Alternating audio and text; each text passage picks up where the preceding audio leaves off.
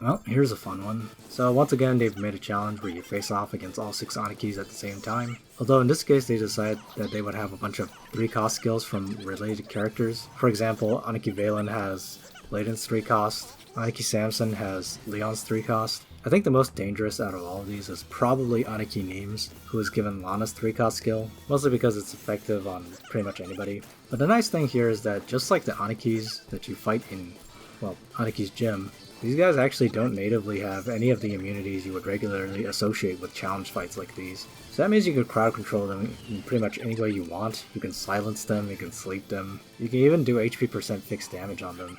However, I'm playing with my standard limitations, which is that I'm using freebie units, and crowd control options among the SR characters are actually relatively rare. So I'm left with no recourse other than to just fight it straight up, and that actually ended up making this fight surprisingly challenging. Nothing crazy, but it did take me a few tries. So as you can see right now, the first thing I do is to just bait Aniki Samson and Aniki Valen over to where Grineer is on the left side of the map. Now obviously Samson and Cavalry is pretty much going to do nothing to Grineer, and Valen is a Lancer, so his attack stat is kind of low anyway. So in combination with Chris's across the map healing and Almeida's infinite range heal, Grineer can hold off both of them for pretty much forever, and since the turn limit on this map is really generous, I really don't have to worry about running out of time at all.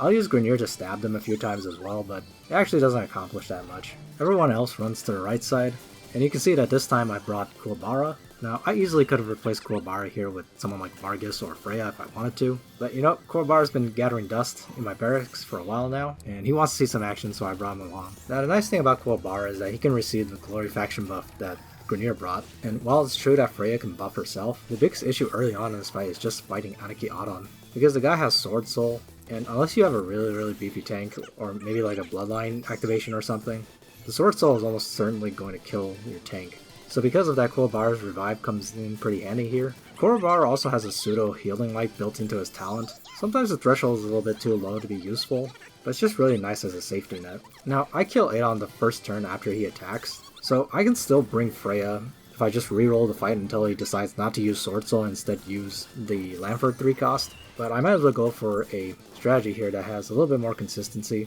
Now, the annoying thing about killing Adon early on is that every single one of these Anikis has an on-death buff effect that they give to everybody else, and Aniki Adon's is easily the most annoying out of all of them. He basically adds a Sword's Breath AoE onto the end of every attack for all the Anikis, which by itself wouldn't be annoying, but it also applies a debuff that reduces your healing receives by 20%, and this can stack, so this actually makes it very hard for you to be able to top off your DPS before you attack on your turn.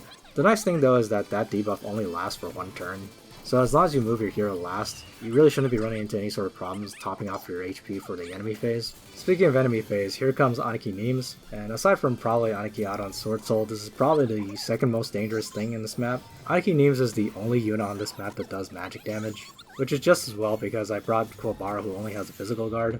Ideally I want Matthew to be taking this hit from Neems, since he does have angels out front, so obviously that can help him tank the magic hits pretty well. If he uses the Lana 3-cost skill though, it'll still hurt pretty bad. So just like with Adon, once Neems engages me, I want to try to get rid of him as fast as I can, because I really don't want a magic damage dealing boss to be running around the map, harassing my units, most of whom have lower magic defense than defense. The good news is that Aniki Neems on this map, just like Aniki Neems in the Aniki gym, is actually a demon class behind those holy soldiers. So all I really need to do is to use my DPS in Parn and Matthew to take care of the soldiers as needed, and then Chris can easily blow up Neems himself, and after that the map is pretty much over. The group takes care of Aniki Jones next, who I didn't mention before, but Aniki Jones actually hits really hard on this map because he was given Illustrial's 3-cost skill. He also does 1000 arrows, which is again very annoying when you combine it with Aniki Adon's on-death effect of giving everybody an AoE. But once that's done with, I'm home free, and I have plenty of time to take out Samson and Valen after that.